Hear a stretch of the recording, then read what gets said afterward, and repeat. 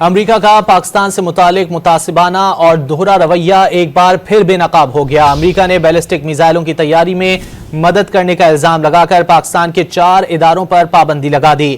امریکی محکمہ خارجہ نے الزام عائد کیا کہ ان اداروں نے پاکستان کے بیلسٹک میزائل پروگرام کو آگے بڑھانے میں مدد دی۔ پاکستان نے امریکی پابندیوں کو متعصبانہ قرار دے دیا، دو ٹوک پیغام دیا کہ اسٹریٹجک پروگرام پاکستانی عوام کی مقدس امانت ہے، اس پر کوئی سمجھوتہ نہیں ہو سکتا۔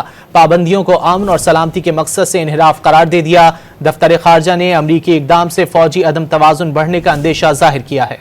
امریکہ کا پاکستان سے متعلق ایک اور یک طرفہ اور جانبدارانہ اقدام، بیلسٹک میزائل پروگرام پر مزید پابندیاں عائد کر دی۔ امریکہ نے طویل فاصلے تک مار کرنے والے بیلسٹک میزائلوں کی تیاری کے حوالے سے پاکستان کے 4 اداروں پر مدد کا الزام لگا کر پابندیاں لگائیں۔ امریکی محکمہ خارجہ کی جانب سے پریس ریلیز میں کہا گیا کہ ان اداروں نے پاکستان کے بیلسٹک میزائل پروگرام کو آگے بڑھانے میں مدد دی ہے۔ اسلام آباد کے نیشنل ڈیولپمنٹ کمپلیکس اور کراچی میں قائم 3 اداروں پر بھی پابندی لگائی گئی ہے، جس میں اختر اینڈ سنز، ایفیلیٹس انٹرنیشنل اور راک سائڈ انٹرپرائزز شامل ہیں۔ محکمہ خارجہ نے دعویٰ کیا کہ امریکی اقدام بڑے پیمانے پر تباہی پھیلانے والے ہتھیاروں کے خلاف ہے۔ تباہی پھیلانے والے ہتھیاروں یا ان کی ترسیل کے ذرائع پر کارروائی کی جائے گی۔ دوسری جانب پاکستان نے امریکی پابندیوں کو متعصبانہ اور افسوسناک قرار دے دیا۔ ترجمان دفتر خارجہ نے دو ٹوک الفاظ میں واضح کر دیا کہ پاکستان کی اسٹریٹجک صلاحیتوں کا مقصد اپنی خود مختاری کا دفاع کرنا اور جنوبی ایشیا میں امن و استحکام کا تحفظ ہے۔ امریکی اقدام سے خطے کے اسٹریٹجک استحکام پر خطرناک اثرات مرتب ہوں گے اور فوجی عدم توازن بڑھے گا۔ ماضی میں بھی بنا ثبوت محض شکوک کی بنیاد پر پابندیاں عائد کی گئیں۔ دفتر خارجہ نے امریکی فیصلے پر سوال اٹھاتے ہوئے کہا کہ امریکہ نے دوسرے ملکوں کو جدید ملٹری ٹیکنالوجی کی اجازت دی۔ اس دوہرے معیار سے ایٹمی ہتھیاروں کے عدم پھیلاؤ کے مقصد کو دھچکا لگتا ہے۔